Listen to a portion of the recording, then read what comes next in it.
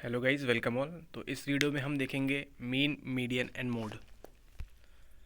तो आपको मालूम होगा कि जैसे ही हम ग्राफ बनाते हैं, दो एक्सिस होती है हमारे पास। एक होती है एक्स एक्सिस और दूसरी होती है वाई एक्सिस। ठीक है, तो वाई एक्सिस जो होती है वो वर्टिकली है, खड़े में बनती है, परपेंडिकुलर वाली। और जो एक्स एक्सिस है वो उसको लिटा के बनाया जाता है, हॉरिजॉन्टली बनाया जाता है। ठीक है, इसके बात का ध्यान रखिएगा आप कि ऐसे दो एक्सिस बनती हैं और वेरिएबल्स होते हैं x y z. A b c भी हो सकते हैं, कुछ भी वेरिएबल हो सकते हैं। ठीक है, तो इस बात का ध्यान रखिएगा। फिर एक एग्जांपल देखते हैं हम कि एक 10 फैमिलीज़ दी हुई है यहाँ पे, और उसमें कितने बच्चे हैं उनके परिवार में ये भी बताया हुआ है। तो किसी फैमिली में एक भी बच्चा नहीं है, किसी में 2 बच्चे हैं, किसी में 3 बच्चे हैं, किसी में 19 बच्चे हैं, किसी में 8 बच्चे हैं।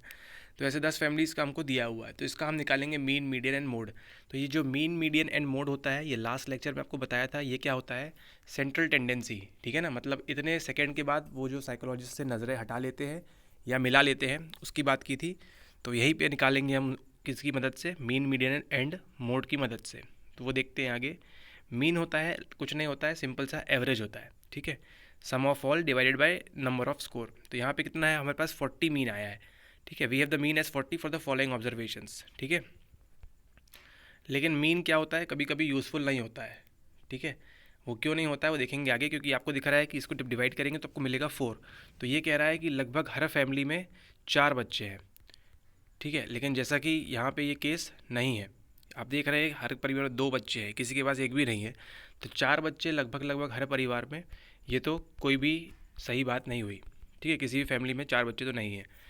तो इस तरीके से क्या देखा हमने कि मीन जो है उस पर साइकोलॉजिस्ट पूरी तरह से रिलाय नहीं कर सकता है। ठीक है, उसके बाद अब दूसरे कौन से ऑप्शन है? तो क्या करेगा वो? सेंट्रल टेंडेंसी के। अब यहाँ देखो कि ये इन दिस केस फैमिली जो 9 है ना, वो अफेक्ट कर रही है मीन स्कोर को बहुत ज़्यादा। 19 बच्चे हैं उसमें, है ना, और किसी में 0 है, किसी में 0 है। तो ये 19 वाला जो फैक्टर है फैमिली 9 का, ये बहुत ज़्यादा उसको अफेक्ट कर रहा है। इसके लिए हम क्या कर सकते हैं? मीन पे टोटली डिपेंड नहीं हो सकते हैं। मीन्स जो साइकोलॉजिस्ट होगा वो खाली मीन निकाल के अपना जो भी फाइंडिंग्स होगी, जो भी रिसर्च करेगा उसके बाद, खाली मीन के बेसिस पे नहीं कर सकता वो। ठीक है, फिर अगले क्या पॉइंट है? इन सच केसेस क्या करेगा वो? सेंट्रल टेंडेंसी को मेजर करने के दूसरे तरीके ढूंढेगा। वो कौन कौन से हैं? Mode and median. अब वो क्या होता है वो देखते हैं। मोड होता है मोस्ट फ्रीक्वेंट अकरिंग स्कोर। तो जैसा कि आप टेबल में देखा आपने कि 2 बहुत बार अकर कर रहा है, मीन्स मोड क्या हुआ इसका? इसका मोड हुआ 2, क्योंकि ये बहुत ज़्यादा बार अकर कर रहा है। और इसका मिड पॉइंट मीडियन हुआ। मीडियन मतलब मिडिल। तो मिड पॉइंट क्या है इसका? डिस्ट्रीब्यूशन, ये डिस्ट्रीब्यूशन का 2 है। नहीं, फैमिली नंबर 5 में कितने हैं? 2 बच्चे हैं। तो ये कह सकते हैं कि हम मोड और मीडियन की हेल्प से कि हर परिवार में लगभग लगभग 2 बच्चे हैं। ठीक है, जो कि हमारे मीन के केस में कितना आ रहा था, जो हमने पहले देखा, उसमें 4 बच्चे आ रहे थे। ठीक है, तो आप देख रहे हैं रिजल्ट कितना वेरी कर रहा है। एक रिजल्ट बता रहा है कि 4 बच्चे ऑन एन एवरेज हैं, और दूसरे रिजल्ट कह रहे हैं कि नहीं नहीं, लगभग लगभग 2 बच्चे हैं। तो क्या करते हैं? ठीक है, फिर ये इस तरह से हम निकालते हैं इन सभी का मीन, मीडियन एंड मोड। तो ये काफ़ी बेसिक से था, ये आपका सी सेट में भी मदद करेगा। काफ़ी बेसिक से था। अब चलते हैं आगे। हमारा जो इंपॉर्टेंट टॉपिक अब स्टार्ट होता है वो, अभी तक आपका बेसिक पूरा क्लियर हो गया है। एक्स एक्सिस क्या होती है, वाई एक्सिस क्या होती है, और स्टैटिस्टिक्स क्या होते हैं, साइकोलॉजिस्ट क्यों मेजर करते हैं, है ना, ये सब पूरा क्लियर हो गया है। अब चलते हैं आगे मेन टॉपिक पे। आपसे सवाल पूछा जाता है कि does crime increases as temperature rises. तो मान लो कि आप राजस्थान में बैठे हो, तो वहाँ पे आप खून खराबा, क्राइम ज़्यादा करोगे। या मान लो आप जम्मू कश्मीर में हो, वहाँ क्राइम ज़्यादा होगा। ठीक है, तो ये मान लीजिए एक साइकोलॉजिस्ट को ऑब्जर्वेशन करनी है कि क्या क्राइम, जैसे जैसे टेम्परेचर बढ़ता है तो वहाँ पे अगर क्या क्राइम इंक्रीज़ होता है। ठीक है, मान लो आप भरी दोपहर में खून होता है या फिर ठंडी रात में खून होता है, ये इसको ऑब्जर्व करना है। दूसरा केस देखते हैं कि क्या है। Does a candidates chance of winning election increase with his और हर हाइट। ठीक है, क्या मान लीजिए कोई इलेक्शन में खड़ा हो रहा है, तो उसकी हाइट डिपेंड करती है क्या कि वो इलेक्शन जीतेगा या नहीं। ठीक है, तो मान लीजिए एक तरफ केजरीवाल खड़ा है और एक तरफ मोदी जी खड़े हैं, या फिर राहुल गांधी खड़ा है, या कोई भी दूसरा नेता खड़ा है। तो क्या उनकी हाइट से उनके इलेक्शन पे जितने वोट मिलने हैं, क्या वो डिपेंड होते हैं? ये साइकोलॉजिस्ट को ऑब्जर्व करना है। तो आप देख रहे हैं यहाँ पे 2 चीज़ें हैं। पहली कौन सी? पहला है क्राइम और दूसरा है टेम्परेचर। मतलब कितने वेरिएबल हो गए? 2 वेरिएबल।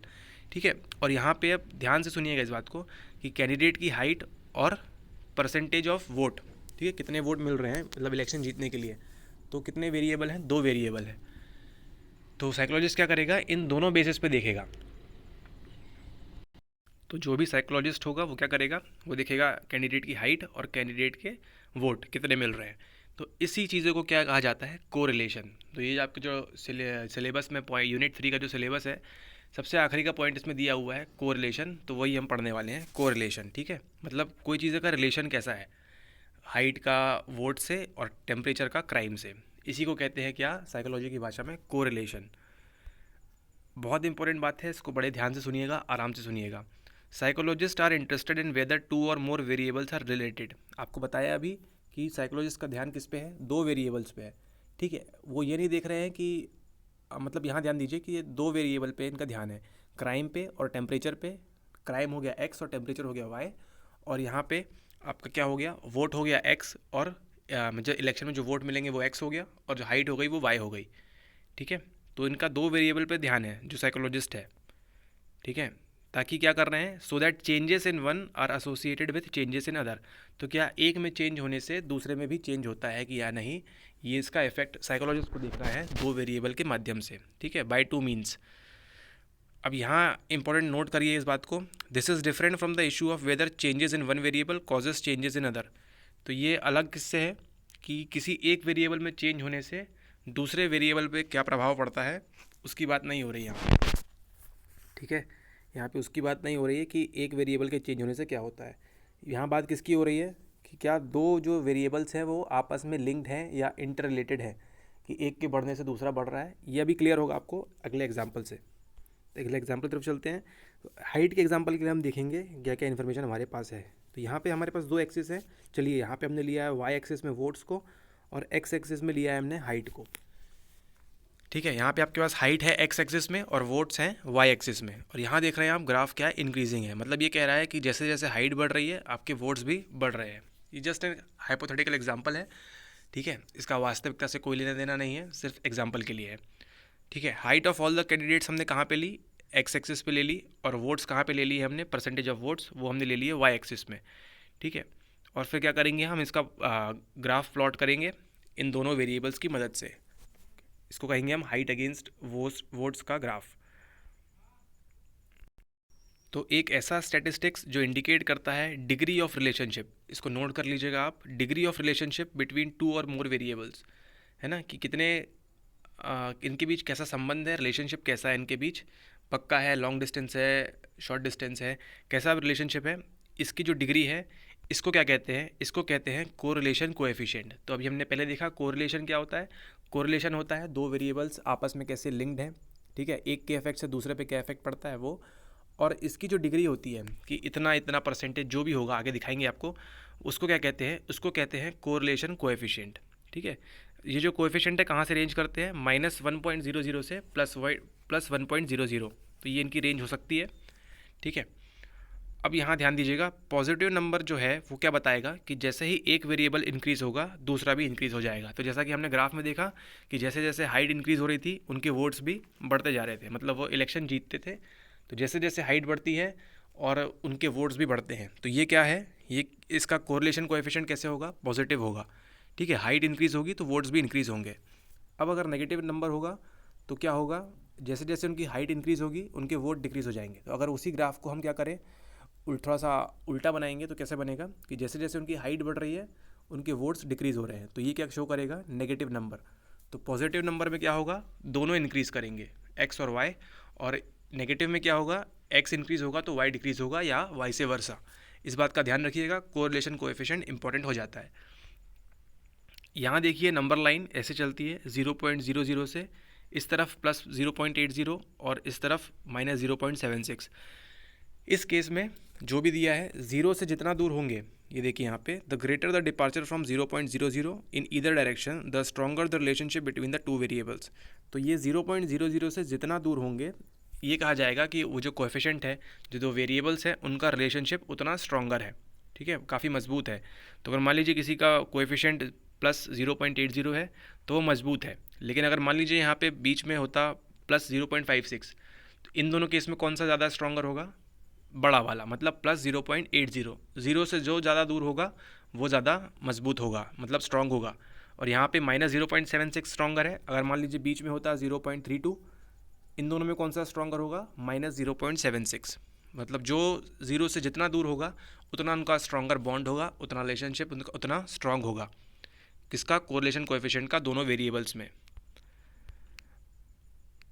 फिर से इंपॉर्टेंट बात, correlation coefficient has a reciprocal nature whereas regression lacks this property. Regression क्या होता है वो हम देखेंगे आगे, लेकिन कोरिलेशन कोएफिशिएंट क्या होता है? ये रेसिप्रोकल होता है।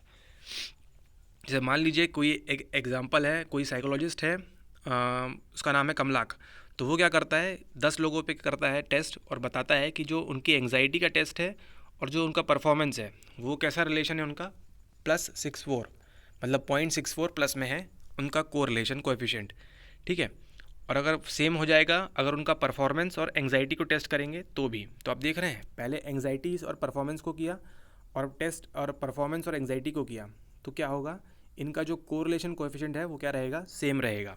मतलब क्या होता है, जो कोरिलेशन, आपको इतना ध्यान रखना है कि कोरिलेशन कोएफिशिएंट क्या होता है, रेसिप्रोकल नेचर में होता है, लेकिन रिग्रेशन नहीं होता है। ठीक है। तो अभी के लिए आपके लिए इतना काफ़ी है, ज़्यादा डीप में जाएंगे तो आपको लोड ज़्यादा पड़ेगा। तो अभी तक आपने क्या क्या देख लिया? कोरिलेशन कोएफिशिएंट भी देख लिया और कोरिलेशन भी देख लिया, जो आपके टॉपिक के लिए इंपॉर्टेंट था। और ये क्या होता है? रेसिप्रोकल नेचर का होता है। तो इतना आपके लिए काफ़ी है इस टॉपिक के लिए। तो अभी तक हमने क्या क्या कवर कर लिया 2 चैप्टर्स में? बेसिक स्टैटिस्टिक्स क्या क्या होते हैं, mean median mode, correlation, x axis y axis, जितना भी बेसिक था हमने कवर कर लिया है इस टॉपिक से रिलेटेड, ताकि आगे आपको आने वाले लेक्चर्स में कोई भी दिक्कत नहीं होगी। और हमारे पास बच कौन से गए हैं? सिर्फ 2 बच गए हैं topic, regression and factor analysis. तो वैसे तो ऐसी सीरीज़ में कंटिन्यू करना चाहिए, लेकिन यहाँ पे कंटिन्यू करेंगे तो आपको कुछ समझ में नहीं आएगा, क्योंकि आपको बाकी कुछ भी एक्सपेरिमेंट के बारे में नहीं मालूम है। तो जैसा कि हम स्टार्ट कर रहे हैं बेसिक से, तो थोड़ा बहुत आपको जानकारी उसकी भी ज़रूरी है। तो आगे के लेक्चर्स में हम देखेंगे रिग्रेशन एंड फैक्टर एनालिसिस। तब तक के लिए इसको देखते रहिए, और पसंद आया लेक्चर तो सब्सक्राइब करिए, लाइक करिए, शेयर करिए, जो करना है करिए, और पढ़ाई करिए। और अगले मिलते हैं अगले लेक्चर में। Okay, so thank you. और ये तो मालूम ही है आपको, जाके ज्वाइन करिए कमलाक IAS, लिंक है डिस्क्रिप्शन में। नीचे कमेंट करिए आपका कोई भी डाउट हो, क्वेरी हो। और अगर आपको हमसे बात करनी है तो व्हाट्सएप नंबर पे भी बात कर सकते हैं, कोई भी डाउट हो। और इस लेक्चर्स के जो भी हैं आप नोट्स बनाइए, काफ़ी यूज़फुल होंगे आपके लिए। ठीक है। PDF तो प्रोवाइड मिल जाएगी आपको, लेकिन इसके नोट्स भी बनाइए, और नोट्स आप हमको भेज भी सकते हैं। ठीक है, ताकि इसको चेक कर लेंगे आप सही सीख रहे हैं या नहीं। और बस, थैंक यू।